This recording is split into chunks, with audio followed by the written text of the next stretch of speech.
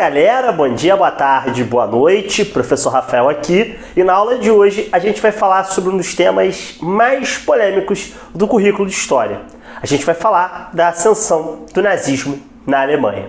Mas antes de eu começar, deixa eu fazer minha propaganda já costumeira. Se você ainda não é inscrito no canal, por favor, se inscreva.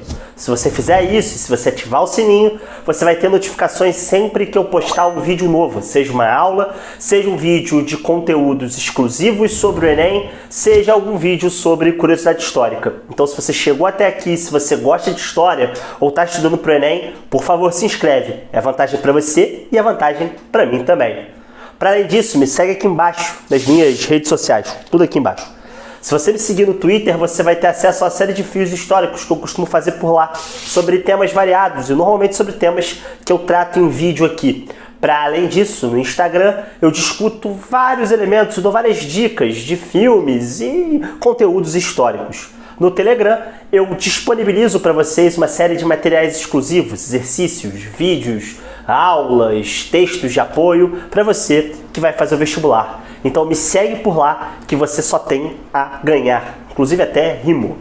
Bom galera, assim como eu já falei nos vídeos anteriores dessa playlist, tanto no vídeo que conceitua o que é fascismo, como na ascensão do fascismo na Itália, quando a gente fala de nazifascismo, ou ainda no caso desse vídeo de nazismo, a gente tem que ter em mente a experiência da Primeira Guerra Mundial.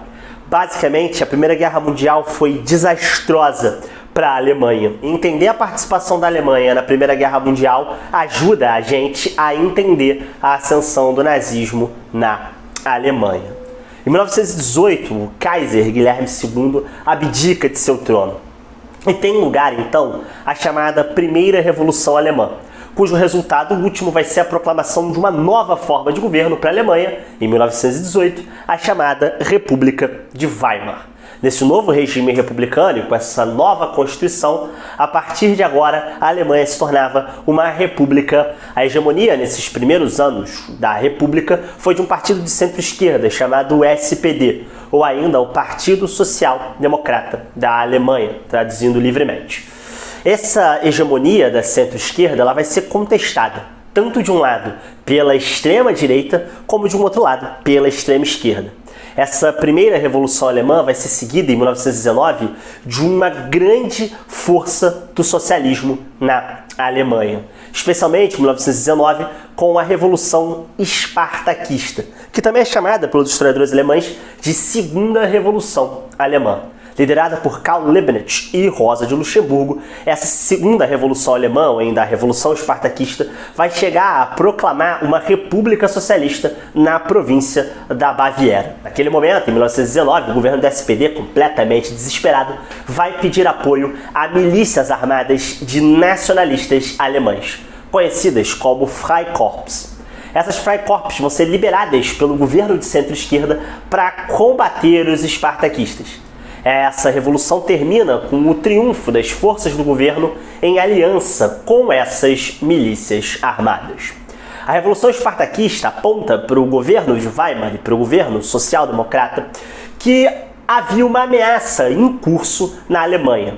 Uma ameaça de movimentos extremistas, que naquele momento poderiam ser, como o de Rosa de Luxemburgo, um movimento de extrema esquerda, mas também de movimentos de extrema direita.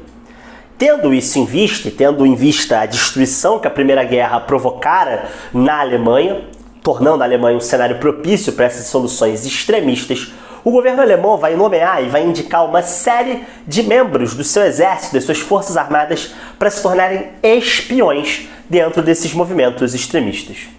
Um cabo do exército, um austríaco que certamente vocês conhecem, chamado Adolf Hitler, vai ser selecionado para se infiltrar em um partido, que era o Partido dos Trabalhadores da Alemanha.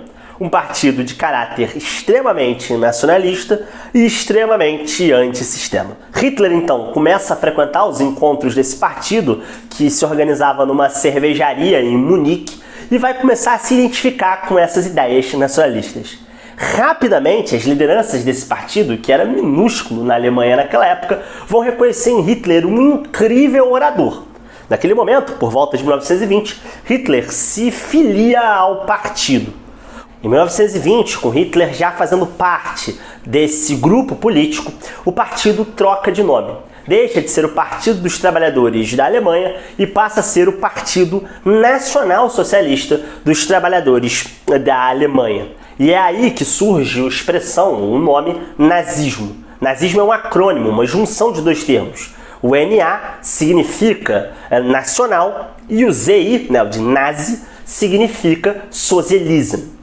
Esse nacional-socialismo, então, no início dos anos 20, vai também lançar o seu programa, os chamados 25 pontos do Partido Nacional Socialista dos Trabalhadores da Alemanha.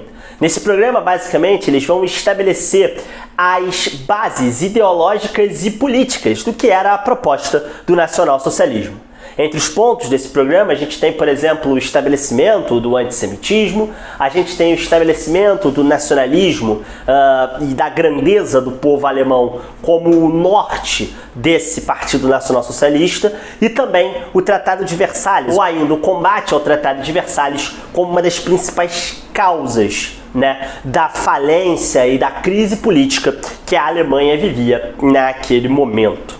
Então, a partir de 1921, o Partido Nacional Socialista dos Trabalhadores da Alemanha vai começar a se lançar na vida política. Só que naquele momento eles não tinham muita força política. Os seus resultados eleitorais eles eram pífios.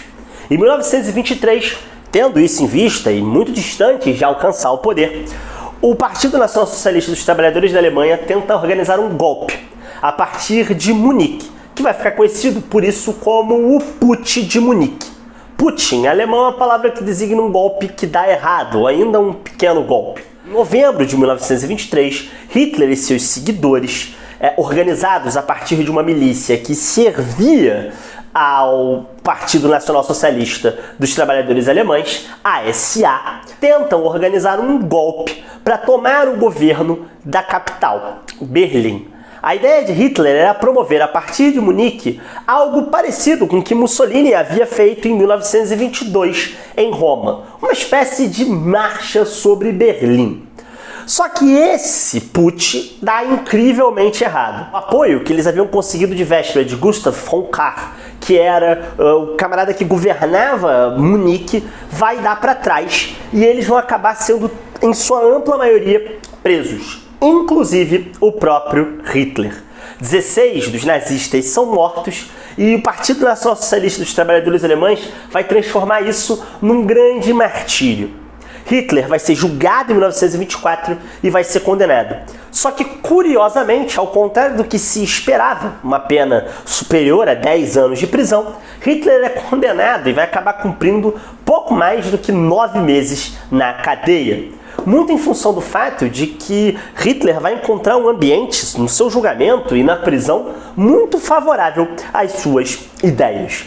Isso porque, basicamente, o Partido Social Democrata, que estava no poder na Alemanha, não estava conseguindo solucionar o problema da crise econômica derivada da Primeira Guerra Mundial. Na prisão, Hitler vai escrever as bases ideológicas do nacionalsocialismo, ou ainda do nazismo, que é o seu livro, sua autobiografia, Minha Luta, ou em alemão, o Mein Kampf. O Mein Kampf, em certo sentido, estipula ou ainda estabelece ideologicamente a justificativa do nacionalsocialismo e ainda muitas das coisas que estavam estipuladas nos 25 pontos do programa do Partido Nazista. Ideologicamente, o Mein Kampf estabelece as razões e os motivos da superioridade racial ariana, ou seja, do povo alemão. Por outro lado, vai estabelecer as justificativas históricas do pan-germanismo, de uma necessidade dos povos de origem germânica se juntarem, defendendo inclusive a anexação da Áustria. Vai defender também o antissemitismo, ou seja, a perseguição dos judeus por terem sido os principais responsáveis pela desgraça da população alemã durante a Primeira Guerra Mundial, criando algo que vai ficar conhecido pelos nazistas como o mito da traição, ou seja, a ideia de que os judeus teriam cometido uma grave traição e que só por isso a Alemanha teria sido derrotada na Primeira Guerra Mundial. E por último, não menos importante, vai estabelecer a ideia de espaço vital, ou ainda a ideia de Lebensraum em alemão, que significaria o espaço que o povo ariano, que a Volks ariana, ou seja, a população ariana e alemã, deveria ter para se expandir pelo mundo. Esse espaço vital pressuporia um expansionismo alemão, o que logicamente deixa muito claro a intenção nacional-socialista de invadir outras regiões. Basicamente, ele vai escrever esse livro então na cadeia, vai ser libertado ali por volta de 1925, e em 1925 ele vai começar então a pensar em maneiras de chegar ao poder. Entre 25 e 29, os resultados do Partido Nacional Socialista dos Trabalhadores da Alemanha, ou ainda do Partido Nazista, vão ser resultados muito ruins, né? Eles vão conseguir eleger pouquíssimos deputados durante esse período. Em 1929, no entanto, as coisas vão mudar. Como eu falei para vocês na aula de crise de 29, a crise de 29 vai ter como principal resultado o fortalecimento do discurso do nazismo na Alemanha. Isso porque a crise econômica, que já era péssima no pós-Primeira Guerra, vai se tornar ainda pior a partir de 1929. Em 1929, ficava claro que nem os governos do Partido Social Democrata Alemão, que havia ficado no poder até 1925, e nem mesmo os governos de centro, ligados ao Partido Popular, que estavam no poder até aquele momento, foram capazes de dar conta do recado. A Alemanha vivia uma crise que, de fato, não parecia ter solução. Em 1930, a Alemanha teve eleições federais, ou seja, para o parlamento. E nessas eleições, o Partido Nazista passou de uma força insignificante, que tinha pouco mais do que 10 deputados eleitos, para mais de 100 deputados eleitos, se tornando a segunda maior força no parlamento, apenas atrás do Partido Social Democrata, de centro-esquerda. A partir de 1930, o nazismo ganhava muita força na sociedade alemã. As pautas antissemitas se tornavam uma justificativa perfeita para uma crise do liberalismo econômico. Em 1932, em novas eleições, o Partido Nazista consegue algo que parecia improvável. Os nazistas se tornam, com mais de 200 deputados, o partido majoritário no parlamento. Naquele contexto, também ocorrendo eleições para a presidência da República, Hitler se lança como candidato. Desesperados, os outros partidos políticos apelam para o ex-presidente Paul von Hindenburg, herói da Primeira Guerra Mundial. Hindenburg consegue derrotar Hitler nas eleições presidenciais, mas ainda assim havia um problema para a Alemanha. O problema era que Hindenburg, já muito velho, jamais conseguiria governar sem o apoio do Partido Nazista. Naquela época, o parlamento alemão possuía 577 deputados, dos quais mais de 230 pertenciam ao Partido Nazista. Embora os nazistas não tivessem a maioria absoluta, o que era muito difícil de conseguir, os nazistas tinham praticamente metade dos deputados. Então, sem os nazistas, ficava muito difícil para o Hindenburg governar o país. Então, o que acontece? Naquele momento, Hindenburg vai ser pressionado tanto pelos partidos de centro como pelo Partido Católico a aceitar Hitler como chanceler. O cargo de chanceler, basicamente, era uma espécie de primeiro-ministro, presidente do parlamento que controlava as sessões do parlamento. Um cargo bastante poderoso e que equivalia em poder ao do presidente da República. Nesse momento, vai ter destaque uma figura central, que é a figura do Franz von Papen, que depois vai se alistar ao Partido Nazista. Von Papen, um proeminente membro do Partido de Centro, vai convencer Hindenburg a nomear Hitler chanceler. Vai convencê-lo dizendo que seria possível manipular a figura de Hitler. Esse impasse da nomeação ou não de Hitler como chanceler vai durar no finalzinho de 1932. Em janeiro de 1933, Hitler finalmente é nomeado chanceler da República Alemã. E é nesse momento que o caldo começa a entornar. Algumas semanas depois da nomeação de Hitler como chanceler da República Alemã, o parlamento pega fogo. Não de uma forma figurada, ele pega fogo literalmente. O camarada toca fogo no parlamento alemão. E, meus filhos, esse é o acontecimento mais polêmico da historiografia alemã. Até hoje, ninguém tem certeza de quem colocou fogo no parlamento alemão. Tudo o que se sabe é que foi acusado um holandês comunista chamado Marianus van der Lubbe. O van der Lubbe, que tinha claros sinais de problema mental, era um membro do Partido Comunista Holandês e que tinha entrado na Alemanha há muito pouco tempo. Dizem, inclusive, as más línguas, que ele foi pego muito vermelho na cena do crime, gritando revolução, revolução, revolução. Mas, de fato, se ele foi um bode expiatório ou não, ninguém sabe. Isso porque, na verdade, o van der Lubbe foi executado poucos dias depois de ter sido acusado do crime. Isso porque, poucos dias depois do incêndio, o parlamento alemão aprovou uma lei que vai ficar conhecida como o Decreto do Incêndio do Parlamento. Nesse decreto, basicamente, se removiam todas as liberdades civis e se aumentavam ainda mais as penas para crimes contra o Estado, em especial determinando a pena de morte para quem atentasse contra prédios públicos. E essa lei, inclusive, foi determinada como uma lei retroativa, ou seja, ela valeria para pessoas que tivessem cometido esse crime antes da sua promulgação. Ou seja, essa lei foi criada para eliminar o van der Lubbe. O que os alemães acreditam? Os alemães acreditam que, na verdade, o van der Lubbe foi um bode expiatório e que os próprios nazistas teriam tocado fogo no parlamento. Note que essa tese nunca foi comprovada historicamente. E é muito difícil dela ser comprovada um dia. É uma hipótese. Então, basicamente, o que a gente pode saber sobre isso é o seguinte. Depois da queima do parlamento, meu chapa, ficou muito fácil. O chanceler começou a ter amplos poderes e a partir do decreto do incêndio do parlamento é que a gente pode dizer que, de fato, tem início o período autoritário dos nazistas no poder. Hitler começa a concentrar os poderes cada vez mais nas suas mãos. Em poucos meses, em 1933, Hitler elimina toda a oposição, até que em 14 de julho de 1933, Hitler consegue que o Reichstag, o parlamento, aprove uma lei que determinava que o Partido Nacional Socialista seria o único partido existente na Alemanha. A partir daquele momento, a Alemanha se tornava um estado de partido único. E é a partir desse momento que a gente já pode começar a contar de fato o início da ditadura nazista. A gente tem que pensar também que, pelo incêndio do parlamento, vários comunistas e socialistas e social-democratas foram enviados para campos de concentração, em especial o primeiro criado, construído em 1933, nos arredores de Munique, chamado de Dachau.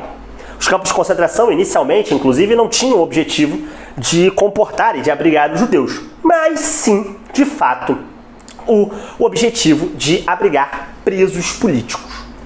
Bom, a partir desse momento, então, começa um movimento que é um movimento de nazificação da sociedade alemã, né? E esse movimento de nazificação da Alemanha, ele vai ser perpetrado por uma série de organizações. A primeira delas é a SS, que é a tropa de elite do partido nazista. Ela existia há muito tempo, desde 1925. Ela foi criada como uma espécie de guarda do Führer.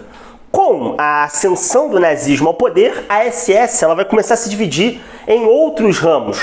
E ela vai ser o principal responsável por organizar a administração nazista da Alemanha. Em 1934, quando os nazistas de fato assumirem o poder após o falecimento de Hindenburg e o plebiscito realizado por Hitler para juntar o cargo de Reichskanzler, ou seja, o cargo de chanceler, com o cargo de presidente, criando o cargo que todos vocês conhecem, que é o cargo de Führer, a SS vai se dividir em 3 grupos. O primeiro deles era a Totenkopf-SS, o ramo da SS responsável por administrar os campos de concentração, que naquele momento eram onde ficavam os presos políticos e posteriormente onde ficariam os judeus, primeiro concentrados e depois, obviamente, a partir da solução final, exterminados. Em segundo lugar, a gente tem a Waffen-SS, que seriam as tropas combatentes. Muitos desses membros da Waffen-SS entraram no exército e acabaram se transformando, em muitos sentidos, em olhos e ouvidos do Führer dentro do exército, dentro da Wehrmacht, acabando com qualquer possibilidade de independência das tropas alemãs, ou ainda qualquer possibilidade de um contragolpe que retirasse os nazistas do poder. E por último, não menos importante, a gente tem a Allgemeine SS, que é o braço administrativo, ou seja, aqueles funcionários ou os membros da SS que participariam da administração pública, das repartições públicas, garantindo assim que a elite do partido nazista controlasse os postos mais importantes da sociedade alemã. E não é à toa que a partir de 34 e até um pouquinho antes, em 33, quando a gente tem esse movimento de nazificação da sociedade alemã, é que começam a se estabelecer políticas claras de segregação racial ou de segregação social contra judeus, ciganos, homossexuais e dissidentes do regime. Em 33, por exemplo, se aprova uma lei expulsando todos aqueles não-arianos, ou seja, os judeus, dos cargos públicos, de professor universitário, de professor de escola básica, proibindo, por exemplo, que eles fossem policiais, membros do exército. Se aprovam leis, por exemplo, impedindo que judeus exercessem profissões liberais como a medicina, como a psiquiatria, como a psicologia. Basicamente, os judeus perdem o direito de ter profissões legítimas de nível superior. Essas leis vão culminar em 1935 com as chamadas Leis de Nuremberg, que, embora não sejam as primeiras leis de segregação racial, são as primeiras de fato a determinar aquilo que o Estado nazista entendia como um ariano e como um judeu. Existia uma tabelinha, inclusive, para entender se a pessoa era ariana ou se a pessoa era judia. Essa lei proíbe o casamento entre arianos e judeus. Essa lei determina que os judeus não têm direito à cidadania no Reich, criando o precedente legal, inclusive, para a deportação de milhares de judeus para os campos de concentração durante a Segunda Guerra Mundial. Naquele momento, então, parecia muito claro, não só que as leis de Nuremberg, mas as leis anteriores, que se voltavam contra judeus e contra ciganos, terminariam muito, muito, muito mal. E ao mesmo tempo em que eles perseguiam os degenerados, aqueles que não eram arianos e que não defendiam o que eles chamavam de grandeza da raça, por outro lado, eles também perseguiam os inimigos internos. Em 1934, o Partido Nazista, depois de chegar ao poder, vai levar a cabo a chamada Noite das Facas Longas, ou ainda a Noite dos Longos Punhais. Em uma única noite, o Partido Nazista vai ser responsável por eliminar todas as lideranças da sua milícia, a SA. Naquele momento, Hitler entendia que não existia a possibilidade, ou não poderia existir, pelo menos, a possibilidade de algum tipo de liderança que se opusesse, mesmo que dentro do Partido Nazista, à sua figura. Ele entendia que lideranças da SA como Ernst Röhm, uma figura polêmica, que inclusive era homossexual, ou mesmo Georg Strasser, que era um proeminente membro do Partido Nazista, poderiam representar uma ameaça ao seu projeto do Reich dos Mil Anos. Na Noite dos Longos Punhais, ambos e mais outras 250 lideranças são sumariamente assassinadas. É um expurgo de dentro do próprio partido, para garantir que a visão de Hitler prevalecesse sobre todas as outras. E por último, e não menos importante, a gente tem também a chamada Noite dos Cristais, ou ainda a Kristallnacht, ocorrida em 1938, que é promovida após um atentado sionista ao embaixador alemão em Paris. Ocorrida em 9 de novembro de 1938, a Noite dos Cristais é quando você tem o começo efetivo do envio dos judeus aos campos de concentração. Basicamente, essa noite é marcada pela queima de diversas sinagogas e o ataque a residências e comércios de uma série de judeus. E se de uma perspectiva social o governo nazista se pauta nessa eliminação dos opositores e na perseguição dos judeus, de um ponto de vista econômico, ele vai se valer dessa perseguição dos judeus para promover um grande crescimento econômico. Os nazistas vão elaborar planos parecidos com os dos soviéticos, só que com o objetivo de manter a propriedade privada, que são os chamados planos quadrienais, que seriam planos de ênfase em setores da economia por períodos de 4 anos. Só que ao invés do Estado produzir os bens de consumo, na verdade quem produziria seriam grandes empresas privadas. Empresas que vão apoiar o nazismo desde o primeiro minuto, como fala Luiz Alberto Muniz em A Desordem Mundial. Basicamente, empresas como Mercedes, Volkswagen, Hugo Boss, IBM, que nem alemã era norte-americana, a Fanta, enfim.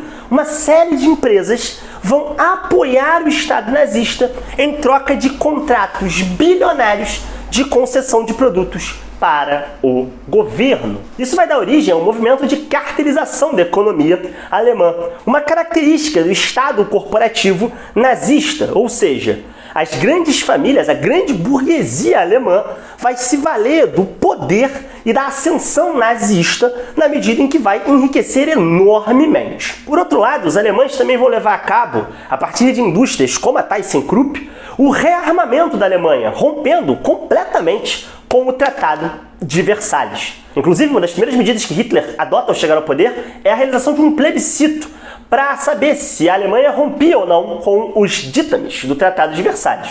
E o resultado foi, óbvio, uma vitória retumbante para a ruptura. Significou a expansão das forças armadas alemãs e o calote na dívida que eles tinham da indenização da guerra com franceses e com ingleses. E a partir daquele momento, em 1936, já prevendo um conflito mundial, só não se sabia se com os soviéticos ou com as democracias liberais, ou se com os dois, como de fato foi, os nazistas vão fundar um pacto de defesa com o Japão imperial e com a Itália fascista, que vai ficar conhecido como o Pacto Anticomintern, ou ainda o Pacto Anticomunista, para tentar frear a União Soviética, que vai formar o eixo Roma, Berlim e Tóquio, ou ainda o eixo Roberto, que vai ser a principal força da Segunda Guerra Mundial a lutar contra os aliados. E é exatamente essa formação do Pacto de Defesa que vai motivar o Hitler a realizar uma série de reivindicações territoriais e anexações, como a anexação da Áustria, depois da Tchecoslováquia e por último a da Polônia, que a gente vai ver no nosso vídeo de Segunda Guerra Mundial, vai dar origem à Segunda Guerra Mundial. Essas anexações territoriais e a própria guerra vão fazer com que a política de segregação racial na Alemanha piore ainda mais. A Segunda Guerra Mundial vai criar a desculpa perfeita para aquela política de perseguição dos judeus se transformar em uma política de extermínio. Os alemães vão começar a construir uma série de campos de concentração em territórios invadidos. O principal deles é o campo de Auschwitz-Birkenau, que fica na Polônia. Só nesse campo, mais de 1 milhão de judeus foram recebidos e 1 milhão de judeus foram mortos. Essa política de extermínio, normalmente conhecida como solução final, foi pensada na Conferência de Wannsee, em 1942, durante a Segunda Guerra Mundial, em que os alemães traçaram um plano de extermínio de todos os judeus da Europa. Até aquele momento, era óbvio, os judeus eram mortos, mas ainda não de forma sistemática. É a partir da solução final que a gente tem uma política deliberada de extermínio da população judaica. Não à toa, já em 1943, a maior parte dos guetos vão deixar de existir e todos os judeus vão ser mandados para campos ou de concentração ou de extermínio. E nesse momento você deve estar achando que essa política de extermínio dos judeus é uma grande loucura, mas na verdade não é. Os alemães entendiam que os judeus eram os principais responsáveis, tanto pelo capitalismo como pelo socialismo. Que os judeus estavam por trás do que eles chamavam da arte degenerada, que seria a música do jazz ou a literatura moderna. Os alemães acreditavam, sobretudo os nazistas, que os judeus eram a causa de todo o mal. Então a Segunda Guerra Mundial, para os nazistas, não era só a busca pelo espaço vital, mas também a busca pela luta contra o inimigo interno do povo alemão. Em certo sentido, então, todo o esforço nazista era um esforço para produzir uma raça superior que tivesse o direito a um espaço ilimitado na Europa. Uma última prova disso é um projeto criado em 1935 pela SS, que é o projeto Lebensborn, que era um projeto com o objetivo de criar uma elite dentro da raça ariana que fosse capaz de fazer procriar a raça superior. Bom, esse foi o nosso vídeo sobre nazismo. Eu espero que vocês tenham gostado. Caso vocês tenham gostado, dá um joinha aí e deixa um comentário aqui embaixo. Um abraço.